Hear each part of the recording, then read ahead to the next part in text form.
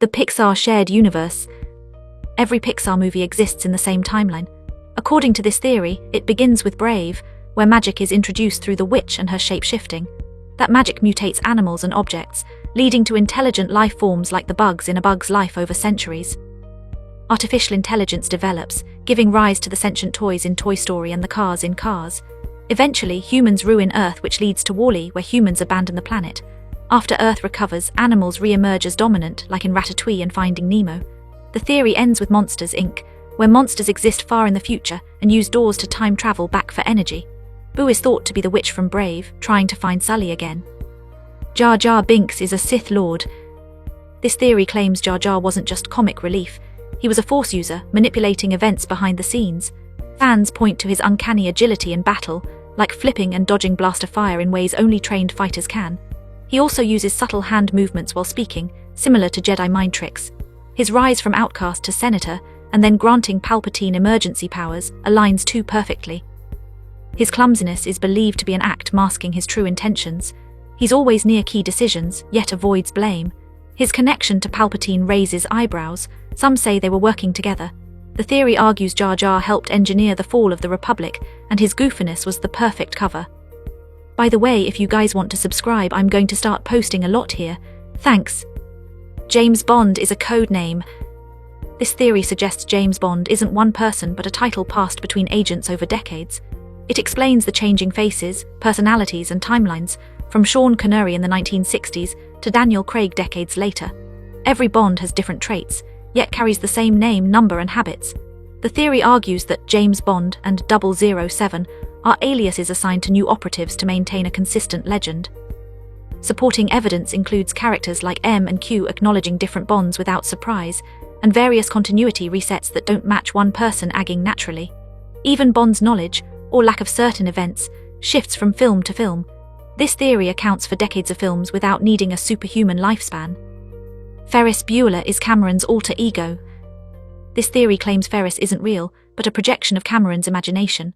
Ferris does everything Cameron wishes he could: skip school, defy authority, and enjoy life without fear. The idea is that the entire day off is a mental escape, with Ferris acting out Cameron's suppressed desires. Ferris interacts mostly with Cameron and Sloane, rarely with others, and always leads the day's events. When things go wrong, it's Cameron who panics, not Ferris. Ferris seems unrealistically confident, charming, and lucky, traits Cameron lacks. Even the confrontation with Cameron's dad is framed as a turning point, with Ferris encouraging him to stand up for himself. The theory treats the film as a psychological journey rather than just a teen comedy. The Joker as a war veteran. This theory argues that the Joker in The Dark Knight shows signs of military experience. He uses explosives, firearms, and interrogation tactics with disturbing precision. He plans coordinated attacks, executes them flawlessly, and adapts quickly, skills often linked to special forces. His knowledge of chaos theory and psychological warfare suggests tactical training. The theory highlights his body language, discipline under pressure, and use of diversion, all signs of a soldier. His scars are possibly battlefield injuries. He mocks order, hinting at trauma from following it. He targets symbols of authority like police and politicians, possibly out of disillusionment. Some fans believe his past involves a dishonorable discharge or betrayal. The Joker's madness, according to the theory, is rooted in post-war trauma. Jack is a time traveler. This theory says Jack Dawson came from the future to save Rose. He mentions landmarks like the Santa Monica Pier and Lake Wissota, places that didn't exist in 1912. His haircut and rucksack style also don't match the era. Jack has no documented history before boarding, and he shows up just in time to prevent Rose from jumping. He guides her through huge life changes, then disappears completely.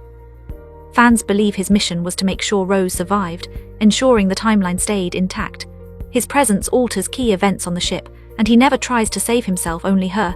Even his ticket was a last-minute one, like fate placed him there. The theory frames Jack as a guardian shaped by future knowledge. Kevin McAllister becomes Jigsaw. This theory claims the clever kid from Home Alone grows up to be the sadistic mastermind from Saw. Kevin's traps are brutal, calculated, and way too advanced for a child. He smiles as intruders suffer, showing signs of emotional detachment. He's left alone often with no support system, which could fuel psychological damage. Jigsaw shares Kevin's love for homemade devices designed to punish and teach lessons. Both characters use recorded messages, voice changes, and personal tests. Jigsaw even favors old buildings like Kevin used. The timeline could fit too. Kevin would be an adult by the early 2000s. The theory argues Kevin's childhood trauma evolved into a twisted sense of justice. It paints a disturbing arc from prankster to killer. Breaking Bad is a prequel to The Walking Dead. Yes, it's a television show, but this theory was too wild to leave out. It claims the blue meth from Breaking Bad caused the zombie outbreak in The Walking Dead. Clues appear in both series. Merle Dixon sells blue meth, and a character named Glenn drives a red Dodge Challenger, just like the one Walter White gave to Walter Jr. There's also a character who describes a Heisenberg figure, matching Walter's alias. The theory suggests the purity and chemistry of the meth triggered a virus or mutation that spiraled out of control. Both shows share producers, which fans say isn't just coincidence. The chaos, survival themes, and character overlaps make it feel connected. The Tarantino shared universe. This theory argues that all of Quentin Tarantino's films exist in two connected realities. One is the realer-than-real world, home to characters like Vincent Vega and The Bride. The other is the movie world, where films like Kill Bill and From Dusk Till Dawn exist as fictional stories that characters from the realer world would watch. Evidence stacks up. Mr. Blonde from Reservoir Dogs is Vic Vega, the brother of Vincent from Pulp Fiction. Red Apple cigarettes and Big Kahuna Burger appear across different movies. Even character names match, like Sheriff McGraw in multiple titles. The theory also explains the exaggerated violence and stylized storytelling. Tarantino's timeline is chaotic, but everything ties through bloodlines, friends, and callbacks. Neo is still in the Matrix. This theory claims Neo never left the Matrix, even after waking up. Clues are everywhere. He displays superhuman powers in the so-called real world, like stopping sentinels with his mind, that shouldn't be possible outside the simulation. The theory argues the machines created another layer of control, a matrix within a matrix, to trap rebels who thought they escaped. Neo's visions, sudden upgrades in abilities, and his connection to the Source suggest he's still being manipulated. Morpheus's blind faith might be part of the design, and Zion could be another program. The architect hints at multiple reboots and cycles, which backs this up. The idea is that Neo's rebellion was just another level of machine control. The Wizard of Oz is a metaphor for the gold standard. This theory says the story represents late 19th century American monetary policy. Dorothy's silver slippers, changed to ruby in the film Walk a Gold Road, symbolizing the debate over silver versus gold-backed currency. The Scarecrow represents farmers, seen as lacking brains yet full of practical wisdom. The Tin Man stands for industrial workers, dehumanized by factory labor. The Cowardly Lion is believed to be William Jennings Bryan, a political figure known for bold speeches but little impact.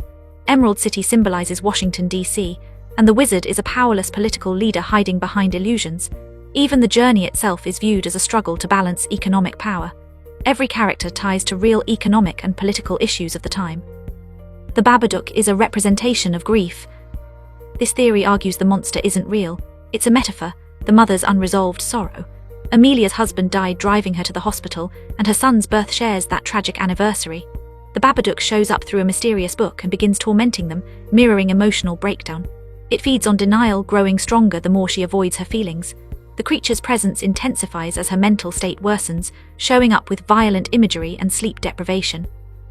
When Amelia finally confronts it, she doesn't destroy it. She locks it in the basement and feeds it, symbolizing how grief never fully vanishes. It has to be managed, not ignored. The film becomes a psychological allegory, not just a horror story. Willy Wonka is a serial killer. This theory claims the candy maker isn't just eccentric, he's methodically picking off kids. Every child that disobeys vanishes under suspicious circumstances, and Wonka shows no concern. Augustus is sucked into a pipe, Violet swells up, Veruca falls into a chute, and Mike is shrunk by a laser. Each accident fits their personality flaw like punishment. The Oompa Loompas have songs ready instantly, as if rehearsed. Wonka never tries to stop anything and even encourages the chaos. His factory's dangerous design and his cold reactions suggest premeditation. The kids' fates are never clearly resolved, and the film ends with only Charlie surviving. The theory paints Wonka as a calculating figure who uses the tour to judge, trap, and eliminate. The Rock in Fast and Furious is a time-traveling Terminator. This theory says Luke Hobbs isn't just a federal agent, he's a machine sent from the future. He survives injuries that should kill anyone, breaks through walls with ease, and lifts massive weights like it's nothing. His dialogue is robotic, direct, and full of mission-driven focus. He shows up exactly when the crew needs him, like he's following a calculated timeline. He never seems shocked by advanced tech or chaos, and his emotional detachment lines up with Terminator behavior. Fans point out how he heals rapidly and shrugs off pain, all while delivering lines with mechanical precision. The theory argues Hobbs was programmed to assist Dom's crew, making sure certain events play out correctly. The events of Finding Nemo are Marlin's grief hallucination. This theory argues that after the Barracuda attack, Marlin's only surviving egg didn't make it, and everything after is his mind coping with the loss. He imagines a journey full of dangers and unlikely allies, each reflecting parts of his trauma. Dory represents forgetfulness, a way to avoid pain. The ocean's obstacles mirror stages of grief: denial, anger, bargaining, depression, acceptance. His obsession with protecting Nemo shows his refusal to let go. The story's surreal elements, like talking fish and gulls shouting "mine," reflect a dreamlike detachment. Even the happy ending feels too perfect, like a fantasy. The theory suggests Marlin invented the adventure to survive heartbreak, turning tragedy into a hopeful illusion. The bride dies at the end of Kill Bill Volume 2. This theory argues that Beatrix doesn't actually survive her final reunion with BB. She completes her mission, but the emotional and physical toll catches up after killing Bill with the 5-point palm exploding heart technique. She stumbles away, then the screen cuts to her in a hotel bathroom, crying and laughing. That scene feels disconnected, like a final dream or dying vision. Her entire journey was about revenge, and once it's done, her purpose is gone. The theory says her moment with BB is imagined, a peaceful end to her violent life. She fades out of focus and the music swells, as if signaling closure. It frames her ending not as victory but release. The dinosaurs in Jurassic Park aren't real dinosaurs. This theory says the creatures aren't authentic but genetically engineered hybrids. Dr. Wu admits in the film that gaps in the dino DNA were filled with other species, like frogs. That means they weren't resurrecting true dinosaurs, they were creating approximations. Behaviors are off too. Raptors hunt in packs like wolves, the T-Rex has vision based on movement, and their sizes don't always match fossil records. The theory argues InGen prioritized spectacle over accuracy, crafting monsters to impress guests, not recreate history. Even the colors, sounds, and features are exaggerated. Some could even change sex, like amphibians. Instead of a prehistoric revival, the park becomes a laboratory of man-made attractions, built for control and profit. The Shining is about the moon landing. This theory claims Stanley Kubrick used the film to confess he helped fake the 1969 moon landing. One clue is Danny's Apollo 11 sweater, worn during a pivotal scene. Room 237 allegedly represents the distance to the moon, 237,000 miles, as believed at the time. The Overlook Hotel is filled with odd symbols, like Native American imagery and mirrors, which fans interpret as metaphors for deception and hidden truth. Jack's typewriter changes color, suggesting continuity errors done on purpose. The phrase "all work and no play" is thought to reference the endless effort of maintaining the lie. The theory says Kubrick buried his guilt in visual codes throughout the film. The kids in Rugrats are Angelica's imagination. This theory claims all the Barbies are figments of Angelica's mind, created to cope with loneliness and neglect. According to it, Chucky died in childbirth, which explains why his dad is always nervous and sad. Tommy was stillborn, which is why his dad is obsessed with building toys for a baby who never grows. Phil and Lil were never born at all, their mother had a miscarriage, and since Angelica didn't know the gender, she imagined twins. Angelica controls every storyline and often talks for the others, reinforcing the idea that it's all in her head. Her outbursts and fantasies reflect her trauma, and her world shifts constantly. The theory paints the entire show as her way of surviving emotional isolation. The events of Inception are all a dream. This theory argues that Cobb never wakes up, and the entire film happens inside his subconscious. His spinning top never clearly falls, leaving the ending ambiguous. Throughout the movie, dream logic slips in, impossible architecture, shifting scenes, and time distortion. Cobb's guilt about Mal blurs reality, and characters often guide him like projections, not real people. Even Sato's phone call to clear Cobb's charges feels too convenient. His kids never age or change clothes, and their final scene mirrors his recurring dream. The theory suggests the whole mission was Cobb's attempt to confront his grief and find peace. Everything lines up too perfectly, pointing to a layered dream he builds to finally let Mal go. The events of Harry Potter are a metaphor for mental illness. This theory claims Hogwarts and the wizarding world exist only in Harry's mind. He's abused, neglected, and lives in a cupboard, then suddenly escapes into a magical reality where he's special and powerful. Each major character represents parts of his psyche: Dumbledore as wisdom, Voldemort as inner darkness, and Hermione as logic. Dementors resemble depression, feeding on happiness and leaving victims numb. The spells, potions, and magical creatures all reflect emotional struggles given physical form. His battles aren't just against evil, but against fear, trauma, and identity. The theory argues that magic is a coping mechanism, turning Harry's pain into a fantasy of control. Hogwarts becomes a mental refuge built from survival. The events of The Lord of the Rings are Frodo's dying dream. This theory argues Frodo never survives the stab wound from the Morgul blade on Weathertop. After that moment, the story shifts into a surreal quest, full of mythical creatures, perfect timing, and endless resilience. His journey becomes increasingly symbolic, carrying the ring as a burden of pain, guided by figures of wisdom and courage. Rivendell, Lothlorien, and even Gandalf's return from death feel dreamlike, almost too convenient. The theory says Frodo's mind creates this epic adventure as he slips away, turning his suffering into a meaningful tale of heroism. The final journey to the Undying Lands symbolizes passing on. It reframes the entire trilogy as Frodo's last thoughts before dying. The events of Citizen Kane are a fabrication. This theory argues that the entire story of Charles Foster Kane is pieced together by unreliable sources, making it more myth than truth. No one hears Kane say "Rosebud" when he dies, yet the film builds everything around that word.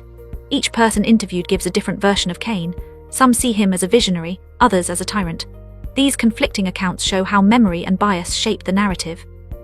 The reporter never finds a definitive answer because Kane's life is filtered through second-hand stories.